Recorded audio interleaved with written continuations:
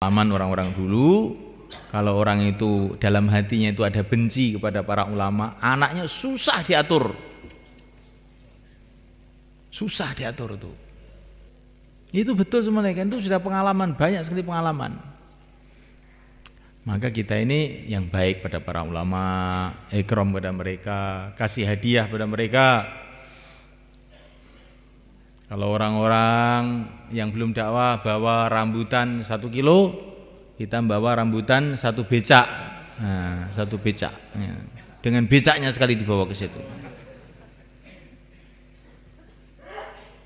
Betul semuanya kan. Lah saya ini nggak punya rambutan, nggak punya hadiah. Hadiah Fatihah. Hadiah Fatihah. Para ulama mengatakan ada lebih 30 dalil. Ada lebih 30 dalil dari Quran, dari sunnah, dari pendapat para ulama bahwa hadiah amal itu boleh dan akan sampai. Kamu harus tahu nih, hadiah itu bukan mesti rambutan, mesti pisang. Hadiah amal. Baca Quran 1 khataman saya hadiahkan untuk Suriah NU Jawa Timur. Nanti kan Suriah yang senyum terus. Lah kita ini kalau ada ulama tidak setuju malah digunjing aja. Itu kiai itu itu sengak sama dakwah. Loh kok sengak? Lah memang kamu mungkin baunya enggak enak maka dia sengak.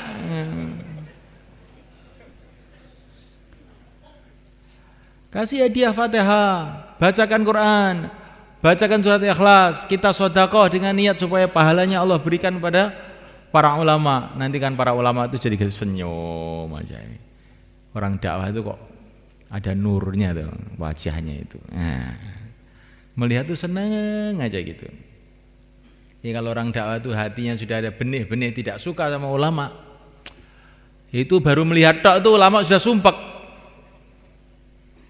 Pakai jubah juga katanya keliru, pakai baju koko keliru lagi, pakai kopiah putih katanya tidak patut, tidak pantas.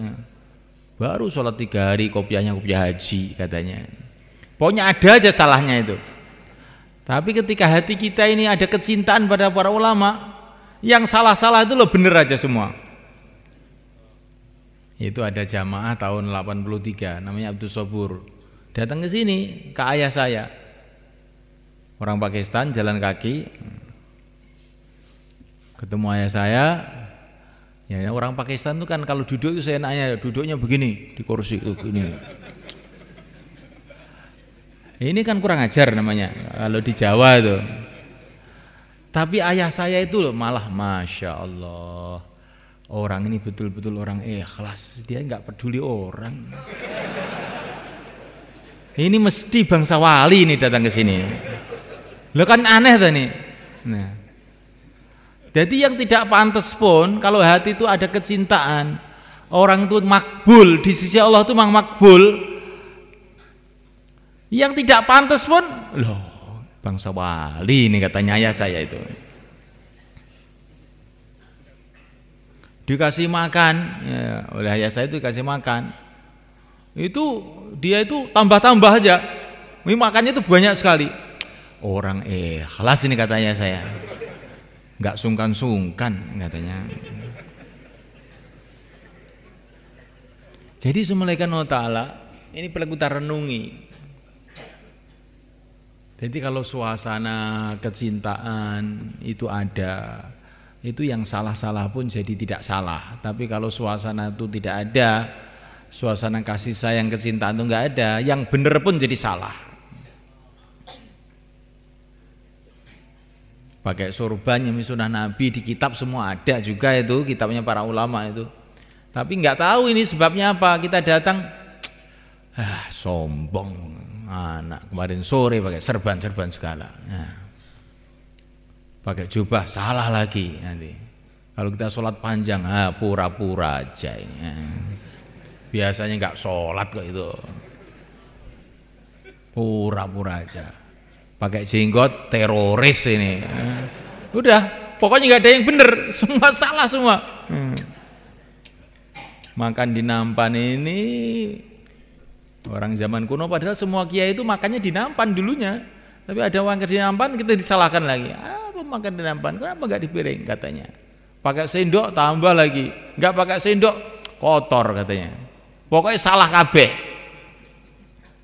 Tapi kalau sudah ada kasih sayang, oh nanti ya maklum, yang baru belajar agama ya sudah bagus begitu. Kenapa begitu?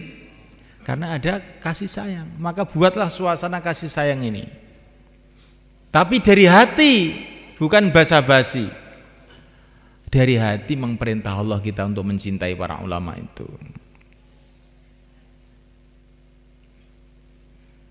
Begitu mulianya para ulama itu di sisi Rasulullah SAW, sehingga Nabi mengatakan para ulama itu warisnya para nabi, supaya kita ini tahu harganya mereka, kemuliaan mereka, sehingga kalau kita ini melihat mereka itu penuh dengan kecintaan, penuh dengan penghormatan. Kalaupun mereka ada salahnya, siapa yang tidak salah? Bukankah kita ini juga banyak salahnya? Jangan kita melihat salahnya, kita lihat baiknya saja. Kalau kita bisa melihat baiknya, kita bisa mencintai, akhirnya kita bisa kerjasama. Nah disitulah kebangkitan agama. Kalau kita lihat buruknya itu, orang itu banyak sekali buruknya. Kita juga banyak buruknya. Nah, mulaikan Allah SWT, usaha agama ini semulaikan tidak bisa dipisahkan dengan para ulama, nggak bisa.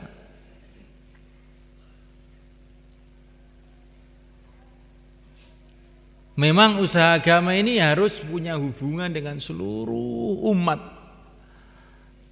Orang umum juga penting, karena kebanyakan umat Islam orang umum. Pelajar juga penting, masturot juga penting, pejabat juga penting, polisi juga penting. Tapi jangan terus dimanfaatkan untuk dunia nih. Gara-gara polisi sudah kenal dakwah, kita akhirnya tidak mau memperbarui SIM. Alah itu kan sudah kargon. Assalamualaikum, sudah jalan gitu. Nah, itu namanya agama digunakan untuk dunia. Itu enggak boleh begitu tuh. Ini kan kargon 3 hari kemarin. Terus kita enggak mau pakai helm. Apa helm itu? Tidak sunnah. Nah, helm tidak sunnah. Tapi walaupun tidak sunnah juga tidak dilarang oleh sunnah. Ya. Bahkan bisa juga dikatakan sunnah, karena ketika Nabi masuk ke Mekah, Fathu Makkah itu pakai helm besi beliau waktu perang. Ya. Jadi jangan gara-gara ini polisi sudah kenal dakwah nggak pakai helm, jangan, pakai tertib. Semua aturan pemerintah asalkan tidak haram kamu ikuti aja. Kalau haram nggak usah. Asalkan tidak haram kamu ikuti aja. Rasulullah itu di Hudaybiyah mengadakan perjanjian dengan orang kafir. Oleh Rasulullah dipegang tuh janjinya itu. Asalkan perjanjian itu tidak menyalahi agama. Jadi kita punya perjanjian, punya dengan orang kafir pun kita jaga. Asalkan perjanjian itu tidak merusak agama. Apalagi dengan orang Islam, ya lebih kita jaga lagi. Insyaallah mulaikan.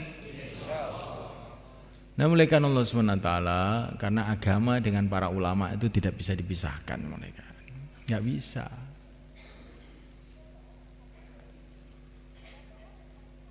Kalau kita ingin usaha agama, kita harus dekat dengan para ulama, tidak bisa tidak. Kalau kita usaha agama, tetapi kita tidak mau dekat dengan para ulama, satu saat nanti akan jadi fitnah besar kepada umat. Karena yang garap umat itu 2 golongan, mulaikan. Yang pertama para ulama, yang kedua orang tabligh. Yang garap umat itu. Nah ini kalau orang tabligh tidak menyatu dengan para ulama, nanti lama-lama ada ada umat klub tabligh, ada umat klub ulama, akhirnya berbenturan. Kamu yang dapat dosanya.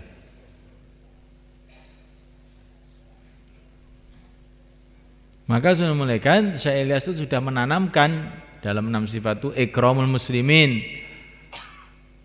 Rinciannya memuliakan ulama, menghormati orang tua, menyayangi anak muda. Ini penting ulama ini semuanya.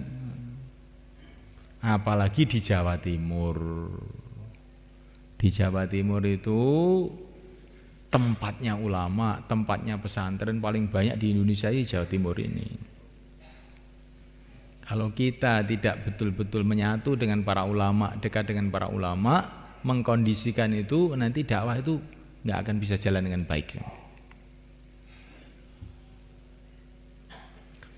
Dulu di India itu ada seorang ulama besar namanya Mufti Kifayatullah, penulis kitab juga.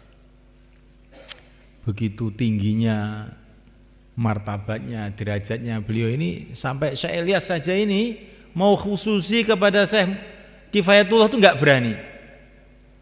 Saya tidak pangkat saya kok sowan sama Mufti Kifayatullah, itu nggak berani saya. Tapi anehnya satu hari Mufti Kifayatullah tahu-tahu datang ke Nizamuddin. Syekh Ilyas itu jadi terkejut, loh, semua orang Nizamuddin geger semua. Mufti datang, Mufti datang. Ternyata yang membawa itu pembantunya. Pembantunya sudah keluar 3 hari, cerita sama Mufti, ini Syekh Ilyas ini sekarang punya kerja bagus ini. Banyak orang yang maksiat jadi tobat, banyak orang tidak sholat jadi sholat. Akhirnya Mufti Kifayatullah datang ke Nizamuddin. Begitu datang ke Nizamuddin, melihat kerja-kerja di situ, Syekh Ilyas itu datang. Syekh, lihatlah kerja-kerja saya di sini ini, Syekh. Mana yang bertentangan dengan agama, yang tidak sesuai dengan syariat, kamu luruskan, Syekh. Maka Mufti Kifayatullah itu lihat khalaqah di Nizamuddin, orang taklim, orang dzikir, orang sholat, semua sesuai dengan syariat. Langsung beliau menulis fatwa. Dan fatwanya itu zaman dulu, waktu tahun 80-an saya datang ke Nizamuddin, itu ditempelkan di masjid-masjid di India, di Pakistan. Fatwa Mufti Kifayatullah bahwa tabligh ini benar. Dan waktu Mufti Kifayatullah itu menulis fatwanya itu, Syekh Ilyas itu bergembiranya luar biasa. Sekarang tabligh baru jalan katanya. Baru mulai jalan sekarang. Kalau Mufti sudah mengizinkan. Kalau ada orang umum, pejabat, katanya Maulana Jamsid, kalau ada pejabat, ada orang umum, ada itu tidak setuju dengan tabligh itu, saya tenang-tenang saja, tidur saya. Tapi kalau ada ulama tidak setuju, langsung nggak bisa tidur saya itu. Ini salah apa saya ini, katanya. Mesti ada salahnya ini kerja saya ini. Kok sampai ada ulama nggak setuju ini? Jadi Maulana Jamsid itu ngajari begitu, kan? Bukan ini mesti ulama ini nggak benar, bukan begitu. Ini ulama nggak setuju itu mesti kerja saya ini ada salahnya ini. Apa ini salahnya? Nah, jadi kalau ada ulama marah, kita ini perbaiki kerja kita ini. Itulah jalan keluarnya. Insyaallah mulai kan?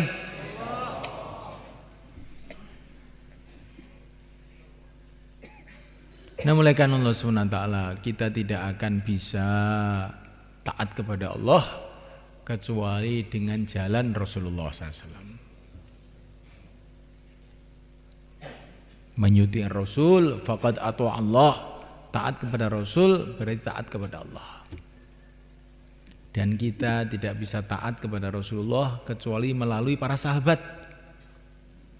Maka Nabi mengatakan, mafhumnya kurang lebihnya, sahabat itu kayak bintang-bintang. Kalau kamu ikuti mereka, kamu dapat hidayah. Dan kita mengikuti para sahabat tidak bisa kecuali kepada para ulama, dengan lewat para ulama-ulama. Menurut keahliannya masing-masing. Kalau kita mau mengikuti dakwahnya para sahabat, ikutilah ulama-ulama ahli dakwah. Kalau kamu ingin mengikuti fikihnya para sahabat, masalah hukum, halal, haram, makruh, sunnah, ikutilah para ulama-ulama ahli fikih. Kalau kamu ingin belajar mengenai bagaimana bacaan Qur'annya para sahabat, itulah para ulama-ulama qiraah. Ada qiraah sab'ah, ada qiraah asyarah. Tanpa itu tidak bisa. Karena kita ini hidup tuh di akhir semalekan. Kita harus melalui prosedur itu. Dengan mengikuti orang-orang ahlinya itu, akhirnya kita memahami kehidupan sahabat, akhirnya kita bisa ikut Nabi, akhirnya taat sama Allah. Itu harus begitu itu. Yang tidak pakai prosedur begitu itu mesti nanti akhirnya salah. Yang penting saya ini Allah dan Rasulnya. Iya.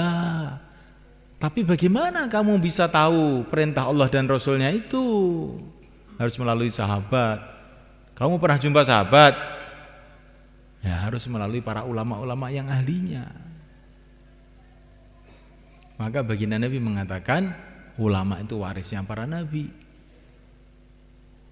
Bahkan ini ada riwayat yang diriwayatkan oleh banyak sekali muhaddis, dan ini hadis sahih ini. Nabi sudah bercerita mengenai akan lahirnya Al-Imam Asy-Syafi'i. Nabi sudah bercerita itu. Akan lahirnya Al-Imam Malik, sudah bercerita itu Nabi. Akan lahirnya ulama-ulama dari Persia, Nabi sudah bercerita. Apa maksudnya cerita-cerita ini? Agar kita ini ada memuliakan pada para ulama. Orang yang mengatakan sudah tidak ulama-ulamaan, pokoknya Nabi sahabat, oh, keliru itu keliru. Itu sama dengan orang yang penting musyawarah kita sendiri, nggak usah ikut musyawarah Indonesia, Jakarta, Nizamuddin, nggak usah, pokoknya kita jalan sendiri. Semua punya otak masing-masing. Orang Nizamuddin punya otak, saya juga punya otak. Ayo jalan masing-masing. Iya boleh, tapi kalau kamu nanti nabrak kemana-mana, insya Allah. Karena kamu bukan ahlinya. Orang Nizamuddin itu sudah memikirkan umat ini 100 tahun. Dimulai dari nol. Mikir siang dan malam bagaimana mengembangkan usaha agama ini. Lah kamu itu lebih berjudul dari orang awam, gitu. Enggak tahu lor kidul, tahu-tahu enggak mau ikut. Oh, nanti insya Allah itu akan kesesat di jalan.